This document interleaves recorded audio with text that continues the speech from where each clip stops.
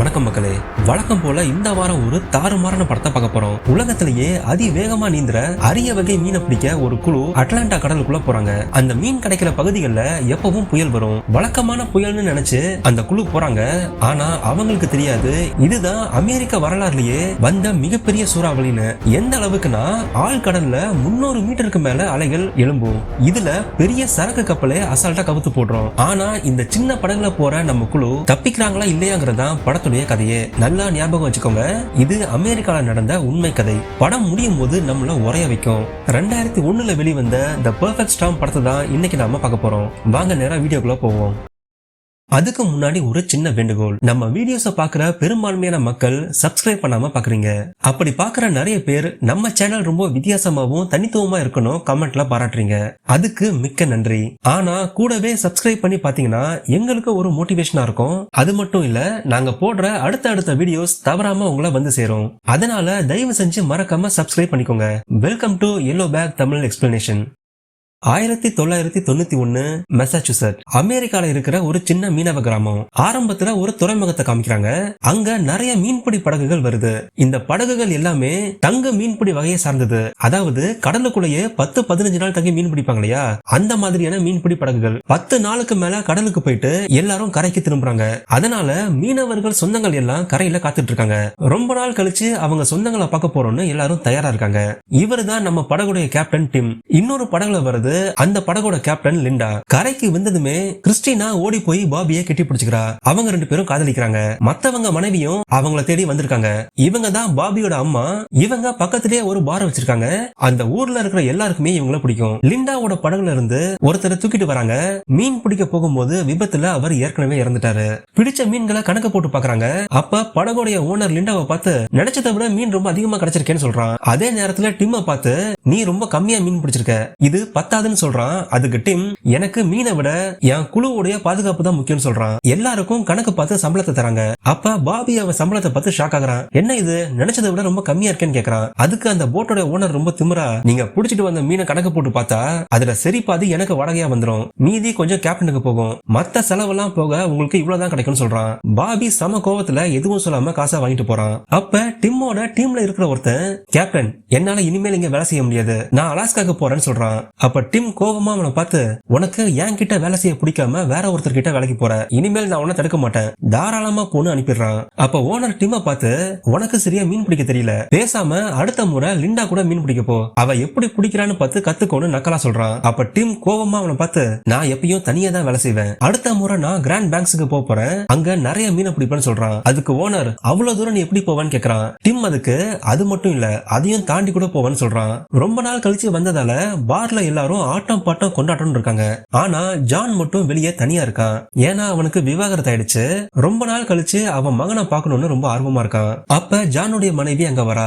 அப்ப அவன் மனைவியை பார்த்து, எப்படி இருக்க, நல்லா இருக்கேன்னு விசாரிக்கிறான். அவன் சம்பாதிச்ச மொத்த காசையும் அவகிட்ட கொடுக்கறான்.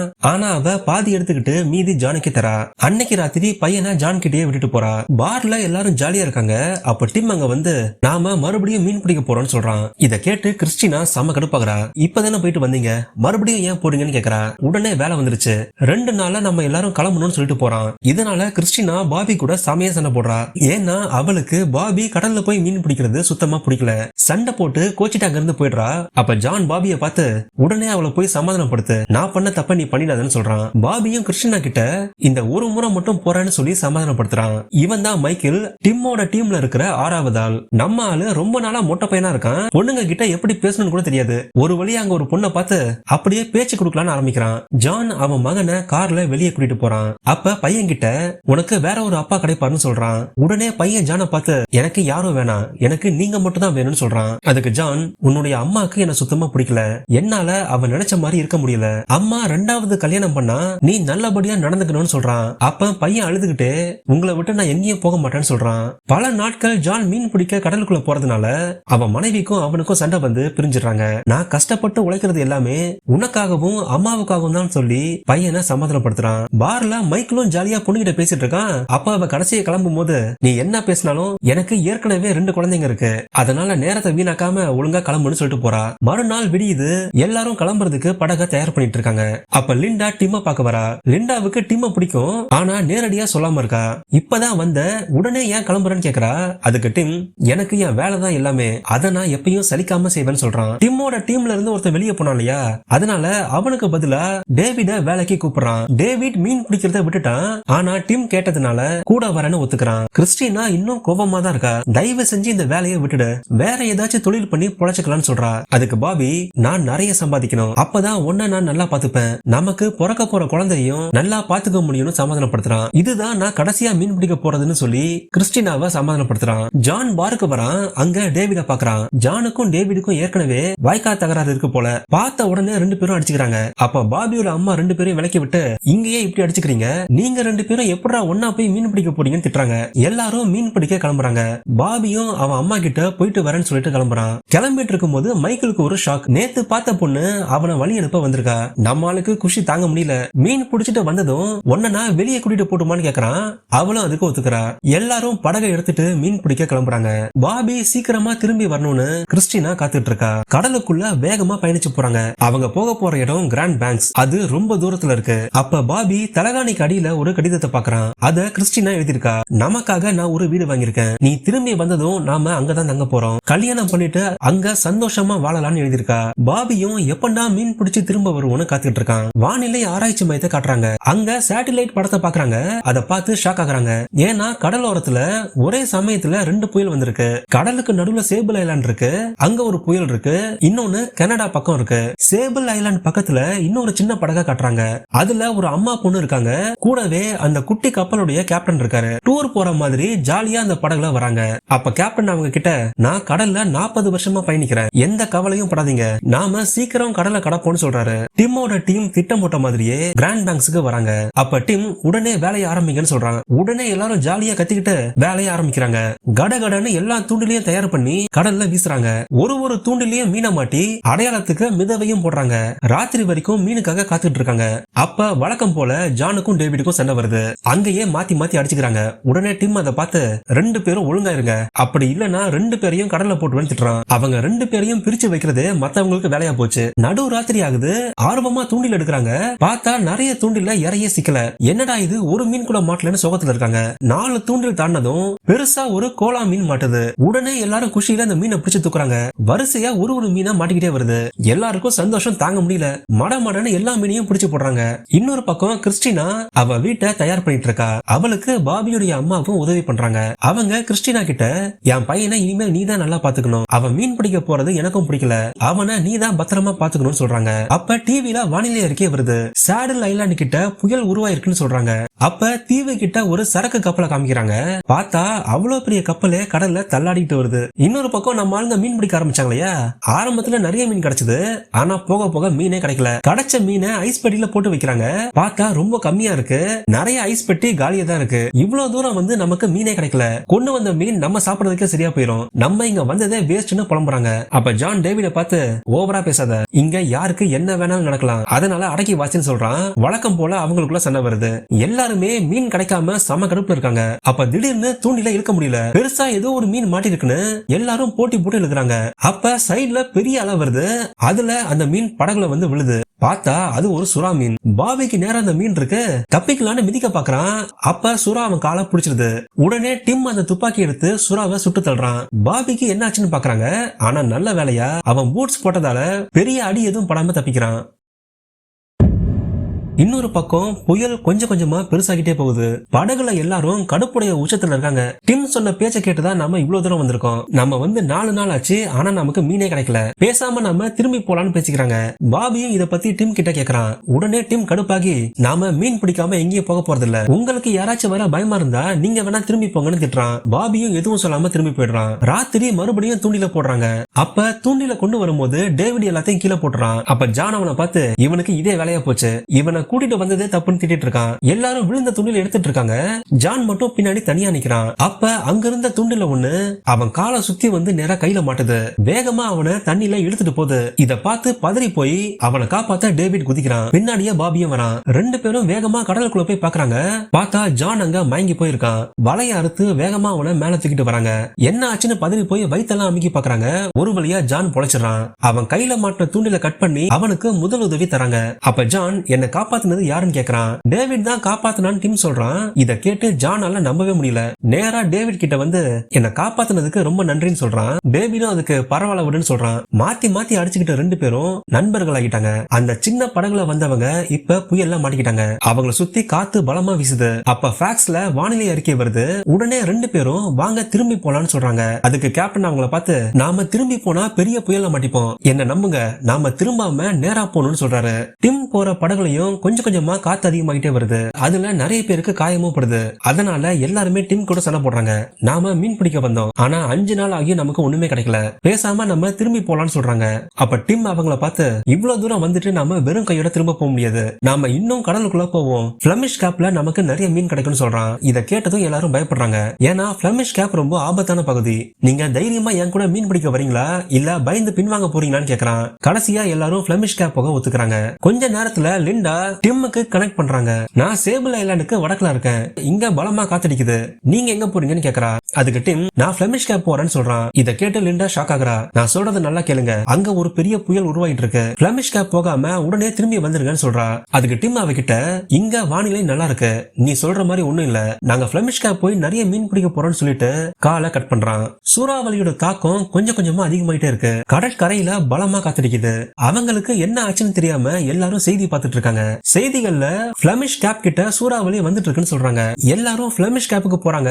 அவங்க நினைச்ச மாதிரியே அங்க அவங்களுக்கு நிறைய மீன் கிடைக்குது. கிடைச்ச எல்லா மீனையும் கெட்டு போகாம இருக்க ஐஸ் போட்டு நிரப்புறாங்க. அவங்க நினைச்சதை விட அதிகமாவே மீன் கிடைக்குது.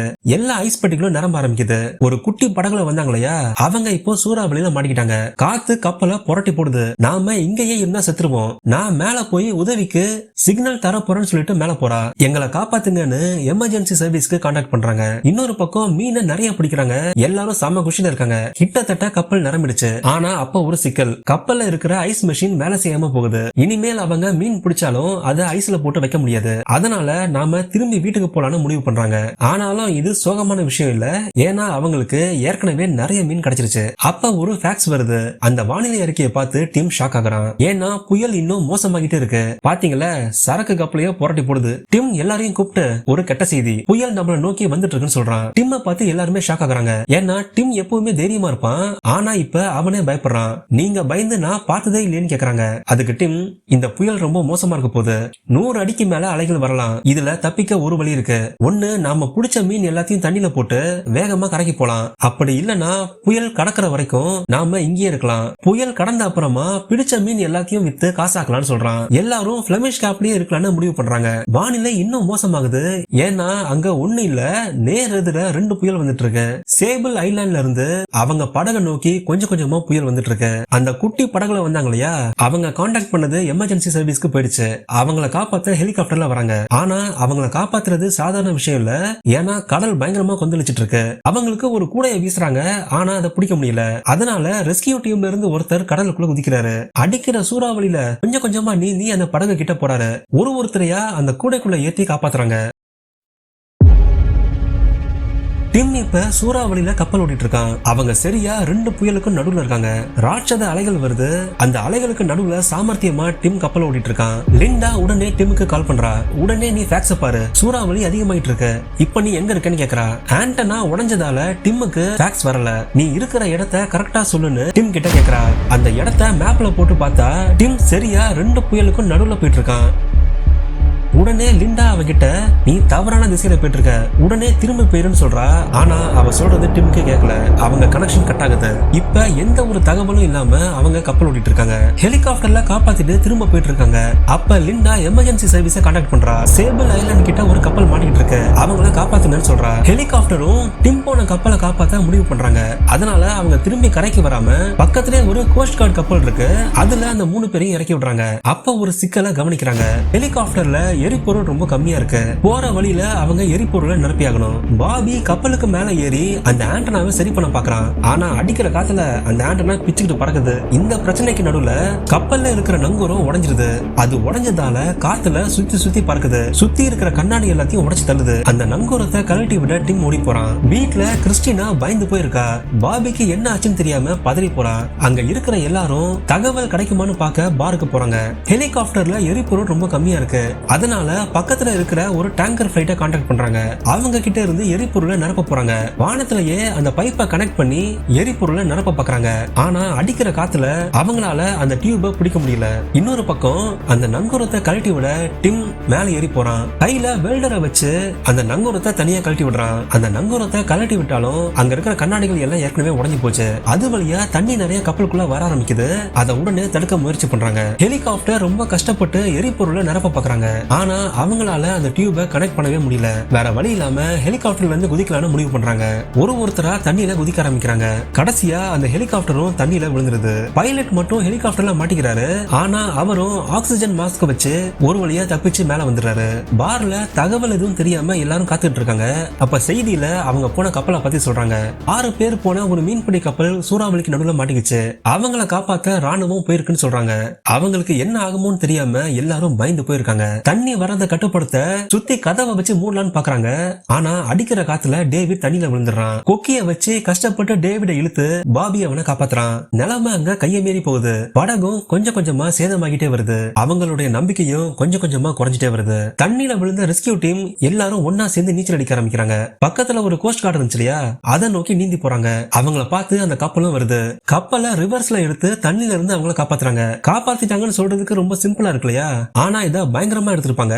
ஏன்னா 200 மைல் வீசுற சூறாவளிக்கு நடுவுல அந்த 4 பேரை காப்பாத்துறதுங்கிறது சாதாரண விஷயமே இல்ல. எல்லாரும் சேர்ந்து உயிரை பணைய வச்சு அவங்களை காப்பாத்துறாங்க. படகு இப்போ பயங்கரமா சேதமாயிடுச்சு.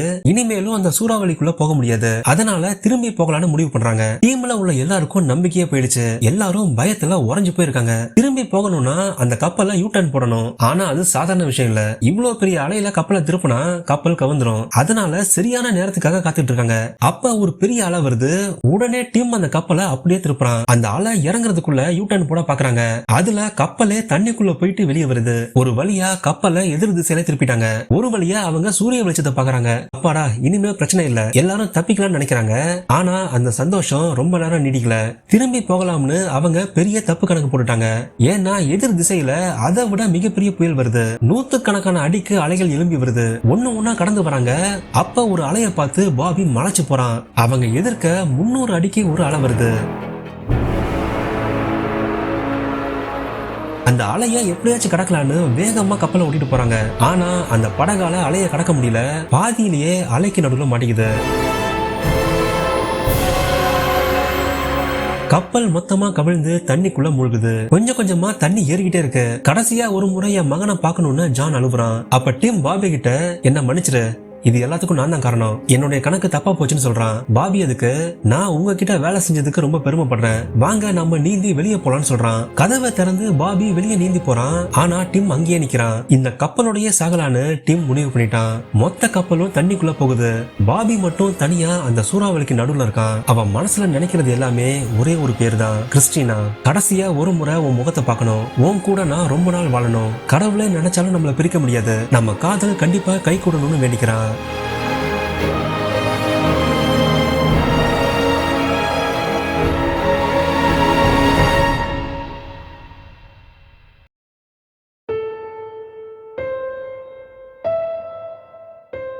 கடலுக்குள்ள அவங்கள தேடி பல நாட்கள் தேடி பாக்குறாங்க. ஆனா அவங்க உடம்பு கிடைக்கவே இல்ல. அதனால அவங்க இறந்துட்டதா அறிவிக்கிறாங்க. அவங்களுக்கு இறுதி அஞ்சலி செலுத்த அவங்க குடும்பங்கள் எல்லாம் அங்க வந்திருக்காங்க. இது வரைக்கும் அந்த கடல் பகுதியில 10,000க்கும் மேல இறந்திருக்காங்க. இந்த கதை நடந்தது 1991, 35 வருஷத்துக்கு முன்னாடி. ஆனா இதுல ஒண்ணு கவனிச்சிங்களா, அப்பாவே அந்த மீனவர்கள் நிறைய டெக்னாலஜியா பயன்படுத்திருக்காங்க. அந்த மீனவர்களை காப்பாத்த ராணுவம் வருது, அவங்கள தேடி ஹெலிகாப்டர் வருது. அது மட்டும் இல்ல, போருக்கு பயன்படுத்துற டேங்கர் விமானங்களை பயன்படுத்திருக்காங்க. ஆனா நம்ம நாட்டுல இன்னும் கூட மீனவர்களுக்கு இந்த அளவுக்கு பாதுகாப்பு இல்ல. ஒரு காலத்துல உலகம் முழுக்க பயணிச்ச தமிழனால இப்ப மீன் பிடிக்க போனா கூட திரும்ப பாதுகாப்பா வர முடியல. இந்த படத்தை பார்க்கும்போது தினம் தினம் உயிரை பணைய வச்சு வேலை செய்யற நம்ம மீனவர்கள் தான் ஞாபகத்துக்கு வந்தாங்க. அவங்களுக்கு ஒரு ராயல் சல்யூட். இதோட இந்த வீடியோ முடியுது மக்களே. வீடியோ பார்த்துட்டு அப்படியே போயிடாதீங்க, மறக்காம சப்ஸ்கிரைப் பண்ணிக்கோங்க. இந்த வீடியோ எப்படி இருந்துச்சுன்னு மறக்காம உங்க கருத்தை பதிவு பண்ணுங்க. கூடவே லைக்கும் ஹைப்பும் கொடுங்க. அப்பதான் இந்த வீடியோ நிறைய பேருக்கு போய் சேர உதவியா இருக்கும். சர்வைவல் படங்கள் உங்களுக்கு பிடிக்கும்னா அதுக்காகவே தனியா ஒரு பிளேலிஸ்ட் நம்ம சேனல்ல இருக்கு. ஒரு படமும் தரமா இருக்கும். மிஸ் பண்ணாம கண்டிப்பா பாருங்க. அடுத்த வாரம் இன்னொரு தரமான படத்துல பார்ப்போம். நன்றி.